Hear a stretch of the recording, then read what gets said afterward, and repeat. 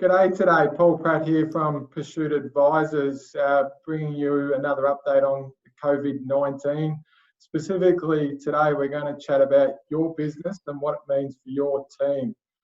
Fortunate enough today to have respected HR consultant expert Abby Golf on the line from HR Sorted, who's joining us today to help us work through some very common questions we're getting given the recent announcements coming through from the government. First of all, on Sunday night with some closures of some businesses, and then again last night with some forced shutdowns coming into effect at midnight tonight.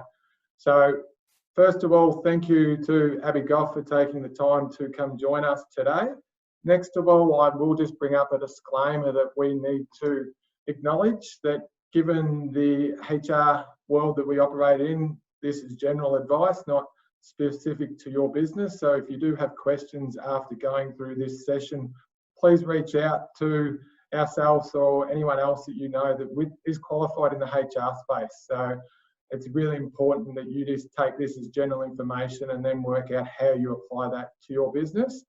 And given we're in a very changing environment, this information is current as of Wednesday, the 25th of March at 10 a.m. As things continue to change, and if we feel it's relevant, hopefully I can get Abby on the line again and we can talk through those things as they continue to evolve. So we've been getting lots and lots of questions, and you guys no doubt have lots and lots of questions. Today we're going to just focus on 3 questions. So first of all, the first question, Abby, that we've been getting a lot of is what do businesses that have been forced to shut down do? So what are their obligations and options as an employer when that business has been compulsory shut down by government announcement? So if you think of one of those businesses that have been told to either shut down as of Monday from the Sunday's announcement, or that need to shut down as of midnight tonight, what does that mean for them and their team? So I guess, Paul, that, and thanks for having me on, I should probably start with that, but we'll jump into that. So I guess for those businesses, they've been shut down by the government. So, and when they've been, I guess, the government has made a ruling 100% that they need to close. They don't have any other options, essentially. They're in a position where they can enforce a stand down on their employees. And a stand down is a very technical term, I suppose, from the Fair Work Act. And basically what the Fair Work Act says is that an employer may, under Section 424 of the Fair Work Act, stand down an employee during a period which the employee cannot be usefully employed because of one of the following circumstances. Now, it talks about industrial action, breakdown of machinery, but the one that's most important to us here is a stoppage of work for any cause which the employer cannot reasonably be held responsible. Now, we need to be careful how we use that. We can only use that in this instance whereby the government has actually said they need to close. It can't be used due to a downturn relating to COVID-19. So if you've just got less people walking your door, yes, that's a significant issue, but it can't be used in that instance until such time as the government enforces a closure on those businesses.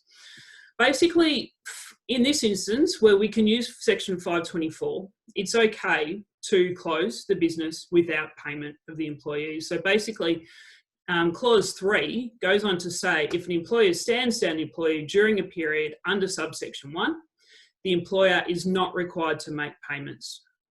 So as I said, this is where there's direct ruling by the government to stand down.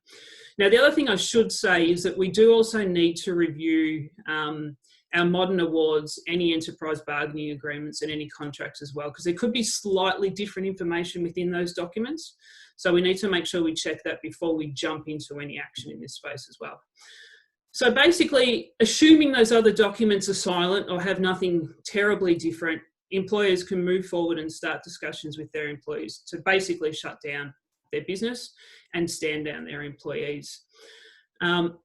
At that point, yes, they can do so without pay lawfully. And those people are put on hold effectively until the business can be reopened. And obviously, I'd recommend that those employers spend time communicating with their people during this period, obviously right now, but also into the future. Give them a call once a week, check in, etc. And obviously, the other thing we need to think about, so the legislation talks about whether they can be usefully employed. So we need to also consider whether there is a way to usefully employ them. For the business, it does need to be to the benefit of the business. So if you've got no money coming in, essentially there's probably no real benefit for them being there, but double checking that is important as well. We should also probably mention cafes and restaurants. So where they are still allowed to sell takeaway food and drinks, it may be a partial shutdown of the business and consideration as to what part of the business can continue and will continue. And that will probably change and evolve over the next coming days, weeks, etc. Yeah, that's spot on. Thanks, Abby. It's yes, it's a very challenging time for those businesses and their team, and appreciate the insight in respect to those businesses that have no choice but to close their doors because of what's been handed down. Now, you also touched on businesses that are considering a shutdown because of COVID-19 and the impact that's having on their business. So the government hasn't announced that they need to shut down their business, but business owners are trying to preserve cash and get through a very challenging period at the minute, and also want to look after their team. So we are getting the questions from those that haven't been asked to shut down but are considering a shutdown. What does that mean for them if they decide to shut down their business and stand down their team and close their doors for a period of time, but that's by their choice? Yeah.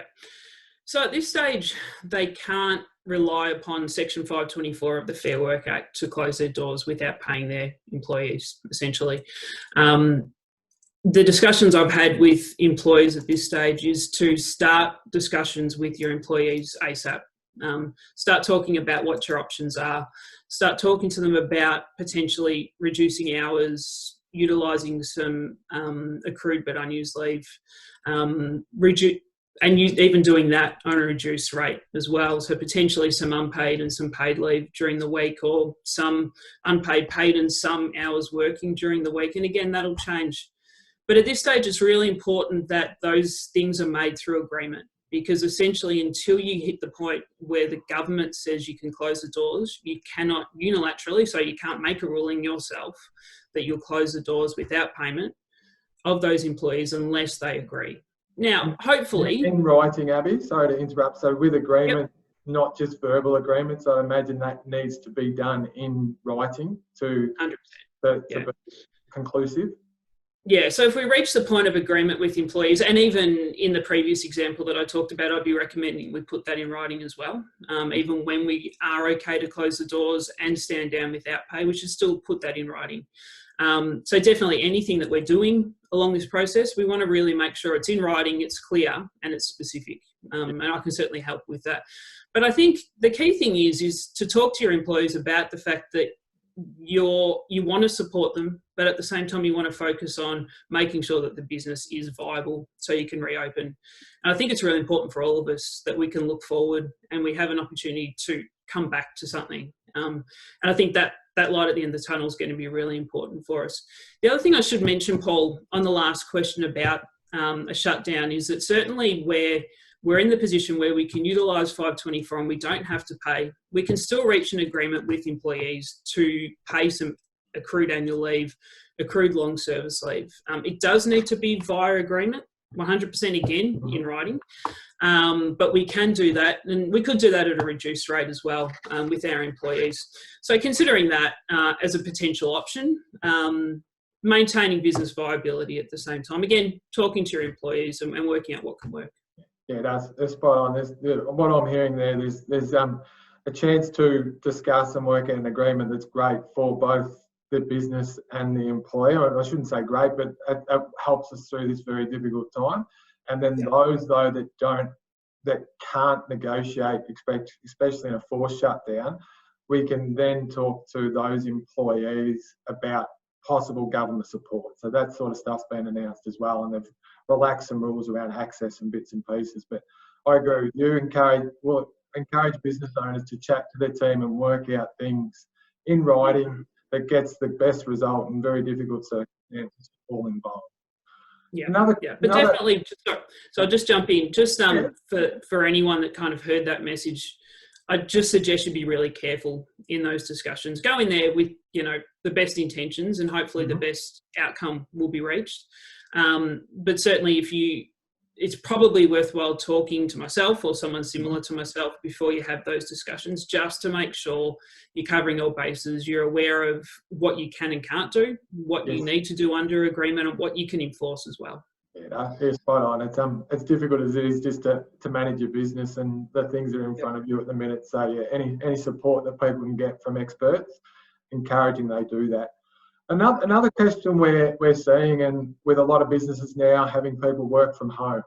So some people are fortunate enough they're in businesses like yourself, Abby, and with us in our business, we're about to go full work from home as of today. We started that last week, but we're going full work from home by the end of today for everyone in our business.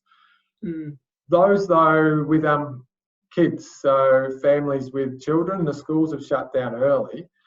Clearly, though, they need to have someone at home to look after those children, and it's not school holidays effectively yet. What's an employer's obligation where one of their team members says that I need to stay at home to look after my kids because our school was shutting on Friday and is now shut? That's yesterday or today. They've been at home. What are the obligations as an employer on that one? So I guess the first point is exactly the one you made, Paul. Where possible, if employees can work from home, that's obviously the preferred situation. You can be at home, you can work perhaps at a reduced rate. I know with my children at home, it's not terribly possible to put in a usual 8-hour day. So you might need to come to an agreement with your employer about, some unpaid time or some leave or something like that if you are working from home. However, if you're in the situation where you cannot work from home and your workplace needs you there, or that probably best way to put it, you need to be in the workplace to do your work, but your children need to be looked after at home. In that case, you could utilise personal leave. And that's because personal leave is available to care for someone in the event of an unexpected emergency. And this really is an unexpected emergency. So definitely that would be something that you should be talking to your employer about, or employers should be talking to their employees about. And again, working out how you can work together, the same as this whole process. I think the best thing we can do is have those discussions, work together, and work as a team. Yeah, no, that makes sense. I've got plenty of other questions I'd love to ask you, Abby, because we are getting inundated with them, and I noticed this chatting with other people in our business and the like as well. The same sort of things are happening. I do respect your time though, and I'm not going to drill into any other questions. I love the candor that you've been able to give us and insight that we've been able to give around 3 really important questions. What I do encourage people though is, again, this is just general advice based on the overall situation that is happening. I do encourage you to seek out professional advice from those people such as Abby in relation to these things and all things employee related. And we will see new announcements come through over the coming days. So don't just act in haste. Make sure you make a considered decision about how you do act, and contact someone if you do need that support. A lot of people are working under a lot of stress at the minute. Like we're in an environment we've never experienced before, and none of us have been taught how to deal with this. At this time, I'd also like to again thank Abby for taking the time out to spend a good 20 minutes chatting to us about some key questions, but also remind people that as a nation, we need to do what we can to stay safe. So follow all those directions that we're hearing from the health experts out there in relation to self-isolation, social distancing and bits and pieces. Please where you can, make sure you are supporting local businesses. They need you more than anything right now where they can. Unfortunately, we can't support all those right now because they are are forced to close those doors, but keep in mind when their doors do open to get back in front of them and help them. That's what drives our small communities. Also, as I flagged, this is a very difficult time. So if you or anyone you know are struggling with the effects that we're seeing with COVID-19, please reach out to someone like Beyond Blue or another professional service that is out there to help. And Abby's been kind enough to say that she was happy to have an initial chat with people, complimentary to understand things. So if you do want to reach out to Abby, her contact details are there, or you can reach out to myself and I can pass you on to Abby. Please be respectful though, given these times, Abby does have a lot of work on her card. So again, really appreciate Abby taking the time to spend with us and give us some insight. So thanks again, Abby, for your time. Everyone, take care of yourselves, stay safe, and yes, let's get through this together.